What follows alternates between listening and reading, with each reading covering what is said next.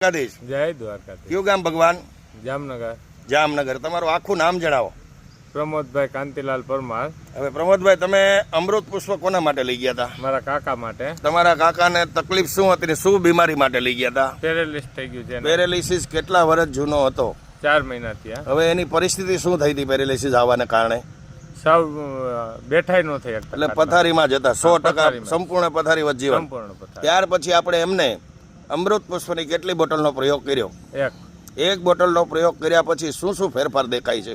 ઘણો ફેરફાર દેખાય છે। એકલા બેસી શકે છે, એક જણો ટેકો દે તો હાલી શકે છે। પેલા પડખું ના ફરી શકતા ને? નહીં, આ પડખું ફેરવવું હોય તો એક જણો જતો પડખું। એટલે અત્યારે ઊભા કરી દો તો બેસી જાય છે। હા, એકલા બે। એટલે ટૂંકમાં 20-22 દિવસના કોર્સમાં ધીમે ધીમે સુધારાની શરૂઆત થઈ છે। પોતે એકલા બેઠા થઈ શકે છે। બરાબર, જે પેલા તેડવા પડતા હોય। હા, બરાબર, બેઠા કરવા પડતા તે હવે એક બોટલની અંદર આટલું પરિણામ મળ્યું છે। ભગવાન હજી તમે આગળ કમ્પ્લીટ બીમારી નાબૂદ ન થાય ત્યાં સુધી પરેજી સાથે સેવન ચાલુ રાખજો। બરાબર, અને તમારો ફોન નંબર જણાવો ભાઈ। મારો ફોન નંબર છે 92657 08097। એકદમ ધીમેથી ને ફરી વાર જણાવો ભગવાન।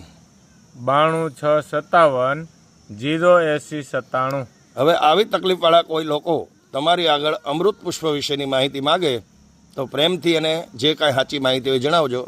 બરાબર, જય દ્વારકાધીશ, જય દ્વારકા, જય ગુરુ મહારાજ, જય ગુરુ, જય દાન મહારાજ, જય દાન, જય સિયારામ।